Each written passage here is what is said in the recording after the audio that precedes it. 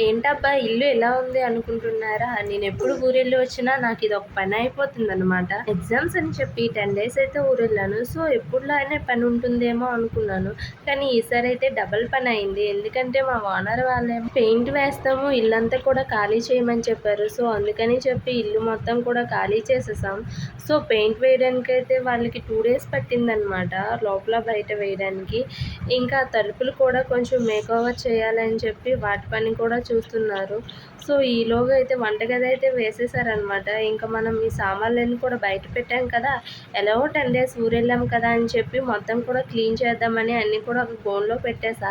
ఇంకా డబ్బాలన్నీ మొత్తం కూడా తోమేశాను. నేను తోమేసరికేమో అతను తలుపుకేమో పెయింట్ వేస్తున్నారు. తలుపులకి పెయింట్ వేయడం నేను ఇదే ఫస్ట్ టైం అనమాట చూస్తున్నాను. ఇప్పటివరకైతే నేను ఎక్కడ కూడా చూడలేదు.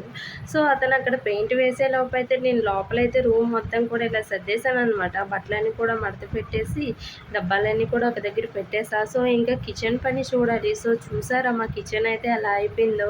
అన్ని సామాన్లన్నీ తీసి సగం బయట పెట్టేసా, మిగిలినవి ఇక్కడ పెట్టేశాను. ఈలోగా అయితే అతను పెయింట్ అయితే వేస్తున్నారనమాట మొత్తం కూడా. ఇంకా దేవుడి గది కూడా క్లీన్ చేయాలి. సో, చూసారా ఎలా అయిపోయిందో మా దేవుడి గది. అది కూడా మొత్తం కూడా క్లీన్ చేయాలనమాట.